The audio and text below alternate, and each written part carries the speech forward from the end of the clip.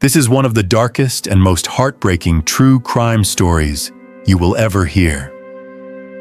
A 5-year-old girl named April Jones vanished from her quiet town in Wales, and within hours, an entire nation was searching for her. What police discovered inside the suspect's home was more horrifying than anyone could imagine. Blood, ashes, and secrets too disturbing to believe. This is not just another case. It is the most shocking, tragic, and unforgettable story you will ever watch. April Jones was born on April 4th, 2007, in the quiet Welsh market town of Machynlleth. With just over 2,000 residents, it was the kind of place where everyone knew each other, and crime felt like something that happened elsewhere. April was the youngest of 3 children, adored by her parents, her older brother, and her sister. She was full of life. She loved nothing more than riding her pink bike around the neighborhood, splashing in the pool, and spending time with friends. By the time she started primary school in 2012, April had already made an impression. Teachers described her as bright and determined, while classmates were drawn to her outgoing nature. She was, in every sense, a child who thrived on curiosity and joy. On October 1st, 2012, April's day began like any other. She went to a swimming lesson at the local sports center, while her parents attended a school meeting. Afterward, she invited a friend back to the house, where the 2 girls settled in to watch cartoons. But as dusk approached, April asked if she could ride her bike outside. Her mother hesitated. It was already getting dark, and letting a 5-year-old wander beyond the front door felt risky. Yet April was persuasive. She had done well in school the day before, and this, her mom reasoned, could be her small reward. With the promise not to stray too far, April hopped on her pink bike and pedaled off. 20 minutes later, her mother stepped outside to call her in. There was no answer. No flash of pink wheels in the driveway. No sign of April on the street. Panic rose quickly. She searched the nearby blocks, checking behind the flats and around the corners, but her daughter was nowhere. Then she spotted April's friend and ran over, desperate for answers. What the little girl said chilled her to the bone. A car had pulled up. April spoke to the driver, then climbed inside. The vehicle drove off, taking April with it. Her mother called police immediately. Officers rushed to the scene and questioned April's friend. She described the car as a gray van driven by a man with dark hair, a beard, and a green jacket with sweatpants. She remembered him clearly because he had stepped out of the van and physically helped April inside. That detail was important. April had cerebral palsy, which made climbing into vehicles on her own difficult. Whoever this man was, he had known enough, or been bold enough, to assist her. But there was another curious detail. April's friend said she saw her climb in through the driver's side. At first, it didn't make sense. Why would April get into the driver's seat? Then detectives realized what the child had likely witnessed. The van was a left-hand drive. In the UK, nearly every vehicle has the steering wheel on the right. This one was different, and that difference would prove crucial. Within hours, investigators declared a critical incident. What had started as an evening bike ride had become every parent's worst nightmare: a child abduction. Police mobilized a massive search effort, issuing alerts across the region with the description of the suspect and his unusual van. Don't forget to subscribe to our channel. Your support means a lot to us and helps us grow. A huge thank you to everyone who's been watching. News of April Jones's disappearance spread through Machynlleth with frightening speed. At first, it was just neighbors stepping outside to help search. Within an hour, dozens had gathered. Soon, the entire community mobilized.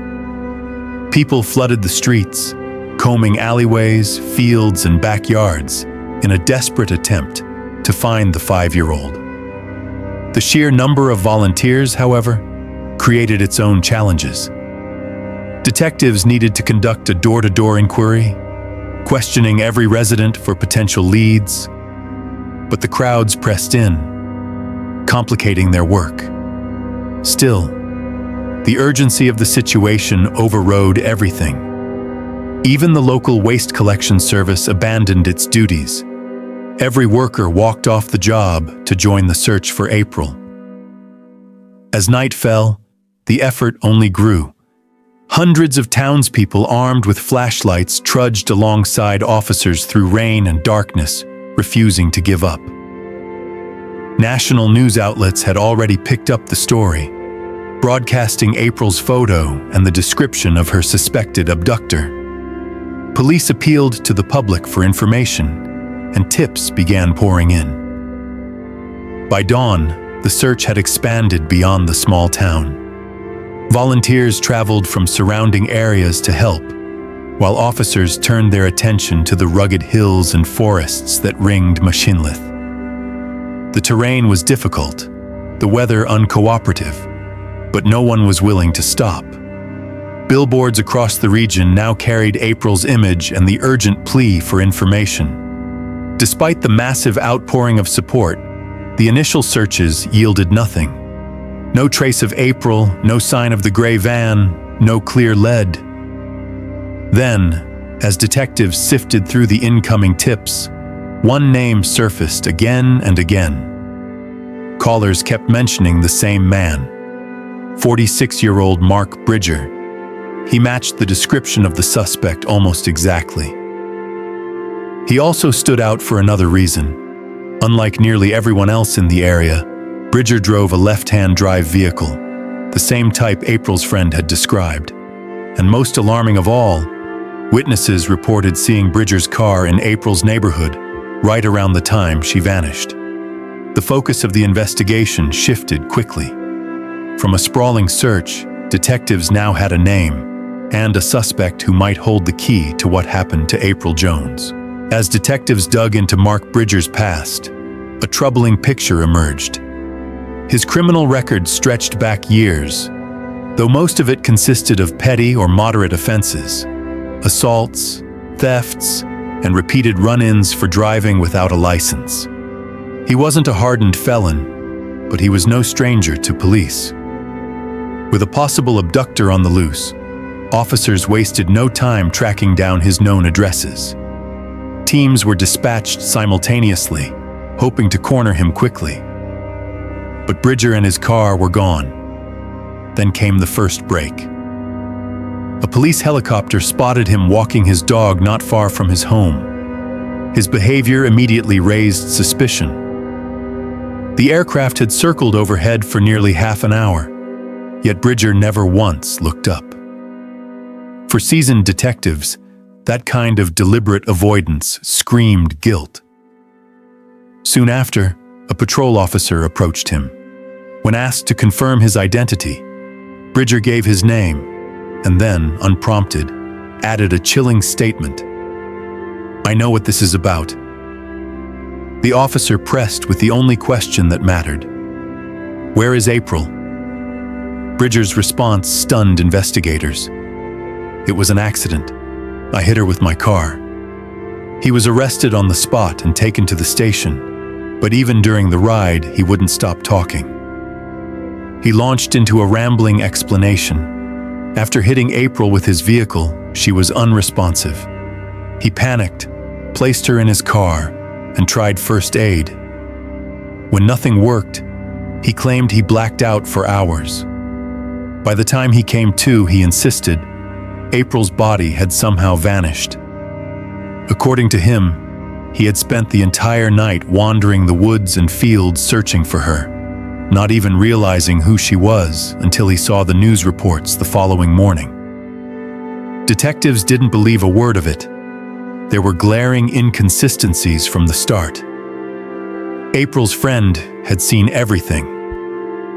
April was conscious, speaking with the man, and even helped into the van. That directly contradicted Bridger's version, where she was supposedly unconscious from the start. Then came his convenient memory blackout. Not only was it implausible, but his actions afterward told a different story. Shortly after April's disappearance, Bridger shaved off his hair and beard, a classic attempt to change his appearance and avoid detection. When confronted with these contradictions, Bridger shifted his story again. This time, he claimed he had been heavily drunk that night, which could explain his supposed memory loss. He insisted he didn't know where April's body was, but repeated that she was dead and in a safe place. The problem was clear. Bridger was lying, changing his story every time detectives cornered him. Realizing they'd get no straight answers, investigators turned their attention to the one place that might finally tell the truth: his house. The moment detectives stepped inside Mark Bridger's home, they knew something was off. A heavy chemical smell clung to the air, the unmistakable odor of strong cleaning products. The house was stiflingly hot, too. Their eyes quickly landed on the wood-burning stove in the living room, glowing with embers. It had been running for hours. At first glance, the scene offered no obvious clues. There were no signs of April, no clothing, no personal belongings, nothing to suggest she had ever been there. But the forensic team wasn't convinced. They carefully collected the ashes from the stove and sent them to the lab for analysis. Then they began a deeper search. Under that intense cleanup job, faint traces of blood began to emerge. Tests later confirmed what everyone had feared. It was April's.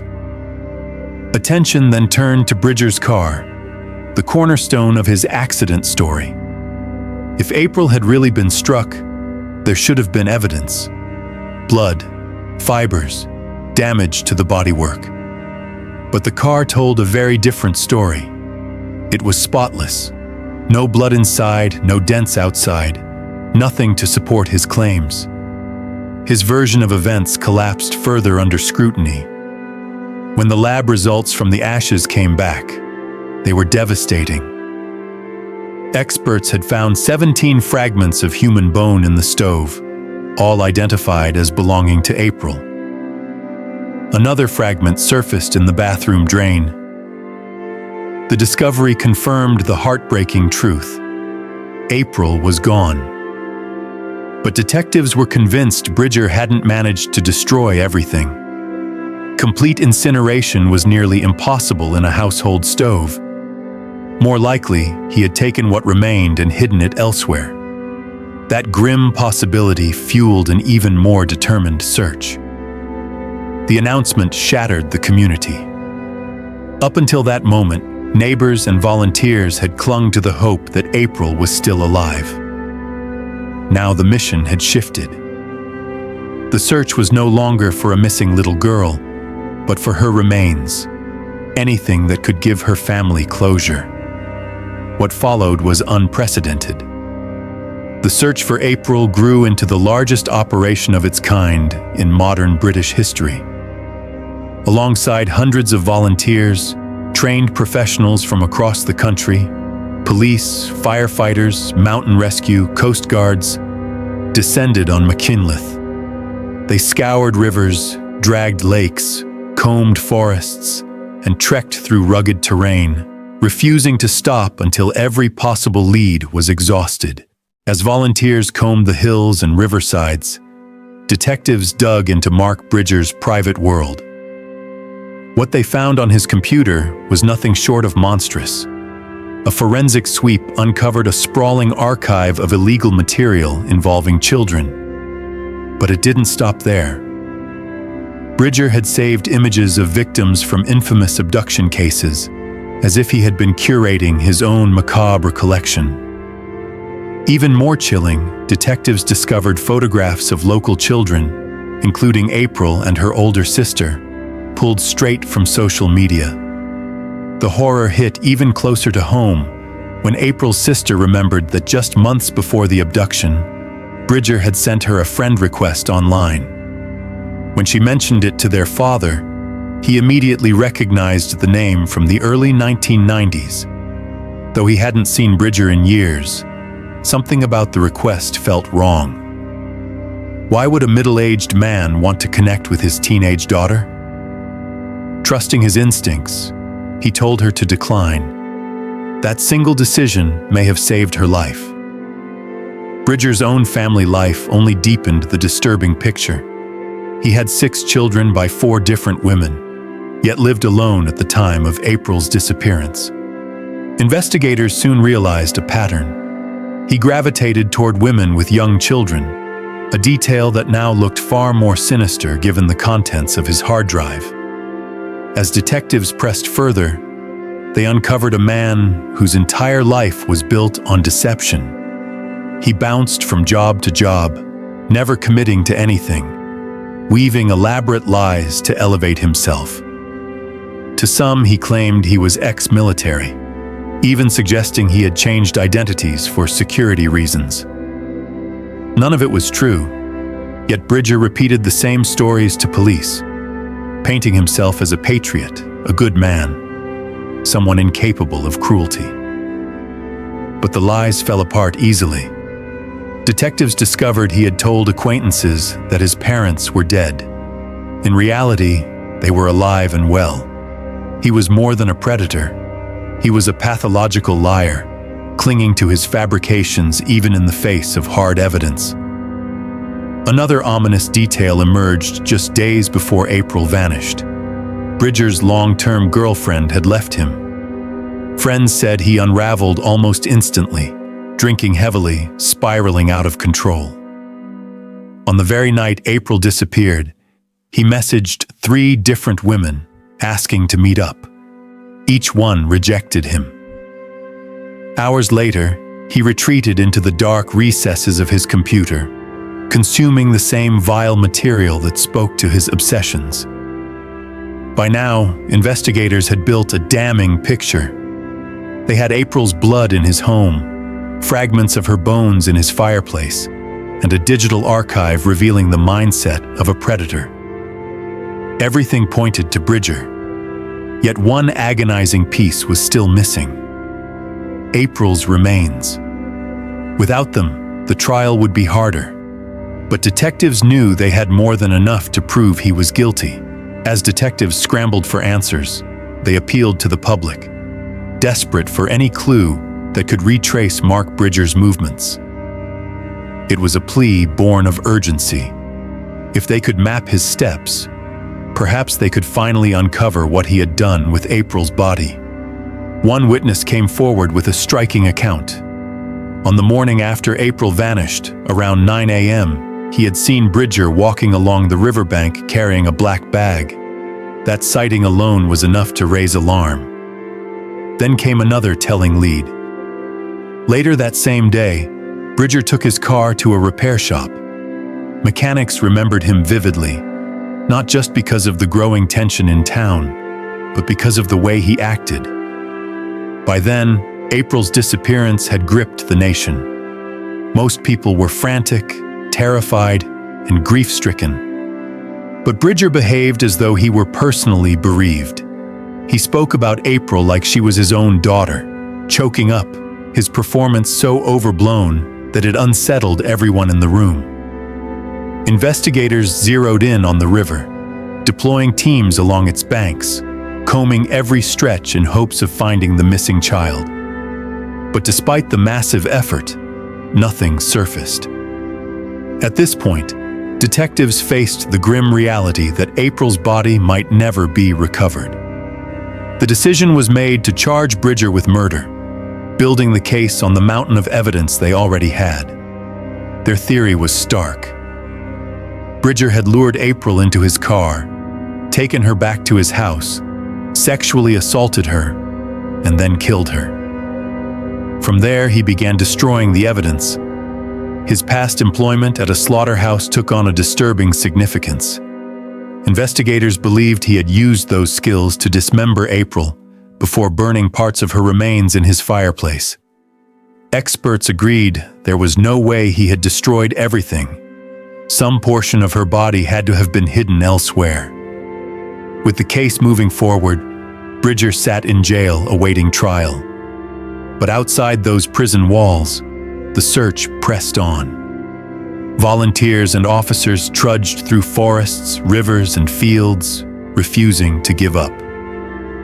Over 60 square kilometers of land, 37 square miles, were scoured. It would go down as the largest search operation in modern British history. Yet still, no trace of April's body was found.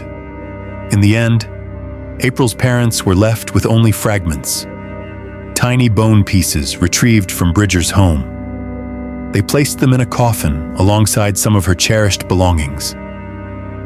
Hundreds attended her funeral, many from outside Machynlleth. In life, April had been a bright spark in a small community. In death, she belonged to all of them. 3 months after the abduction, in January 2013, Bridger stood before the judge. He pleaded not guilty to murder, but at the same time admitted he was probably responsible for April's death. It was a bizarre contradiction, typical of his pathological lying. During trial, he clung to the same false narrative, that he had accidentally run over April and blacked out. He claimed he had no memory of where her body was, insisting he had only wanted to help her. The jury saw through it. In May 2013, Bridger was found guilty of murder and sentenced to life without parole, one of the rarest and harshest sentences in the UK. Behind bars, Bridger remained as manipulative as ever. He was later attacked by a fellow inmate, stabbed several times, though he survived. Over the years, police returned to him again and again, hoping he would finally reveal where April's remains were. He never did. One fellow prisoner claimed Bridger had confessed to dumping her body in the river. But investigators doubted the story.